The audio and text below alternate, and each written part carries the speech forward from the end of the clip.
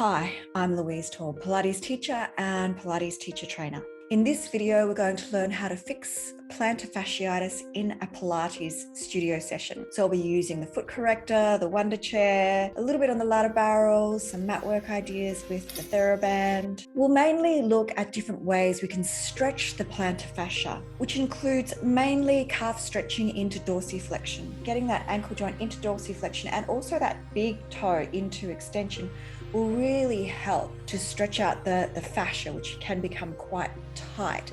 And when you think of that fascia, it extends all along the whole body. So right through the entire leg, there's a fascial connection. So we want to stretch right through the entire leg as well. So please share if you like what you see, and please subscribe. The pain of plantar fasciitis is usually first thing in the morning, as soon as you place your feet on the floor as you're getting out of bed. Quite often when we sleep at night, the feet are in plantar flexion.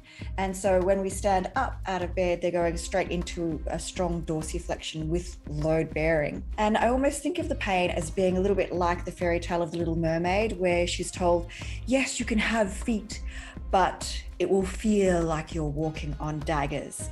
And that's how I imagine the pain of plantar fasciitis, that you're actually walking on daggers. It is very, very painful. So what we want to do first thing in the morning is stretch out the plantar fascia, pulling those toes back, pulling that big toe back, stretching out the calves, stretching out the hamstrings before you're taking that first step out of bed at the start of the day. So plantar in Latin pertains to the sole of the foot, so plantar, and iitis pertains to inflammation.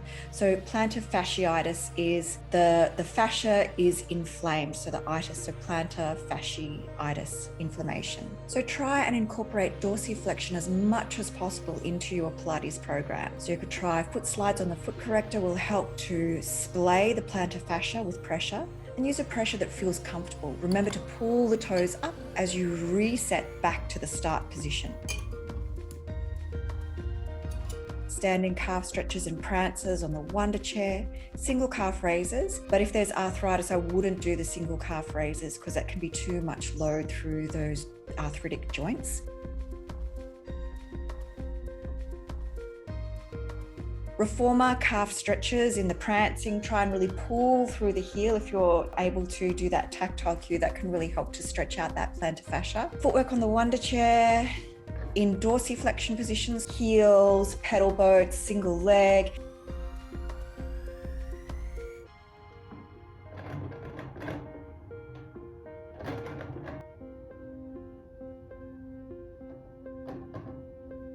Make sure you align the legs so that you're not having one leg turned out over the other, especially when you're working on the Wundar Chair in the ankle exercise with the knee resting into the chair. Make sure that back foot is not turned out because you can get that calf stretch as well on the back leg too, while you're working that foot into dorsiflexion with the resistance of that pedal to control it back. Stretch the plantar fascia on the half roller. That can be really helpful as well. Use a TheraBand over the big toe to increase that stretch, that fascial stretch, because that fascia attaches right up into the toes. So pulling those toes back. Stretching the hamstrings becomes really important again as well. Rolling out, actually, because the fascia connects right through the body, rolling out through the legs can actually help with the foam roller. So rolling out the quads, rolling out the hamstrings, rolling out those calves, rolling out the ITB. So lengthening and massaging right through the fascia in the entire lower leg system will really help with that fascial connection right through to your feet. So if you would like to learn more, please check out my movement analysis course, my Pilates online anatomy course, A New Perspective on Pilates Anatomy.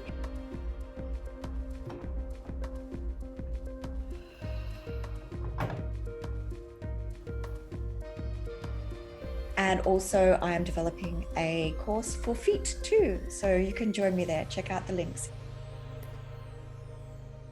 Thank you so much.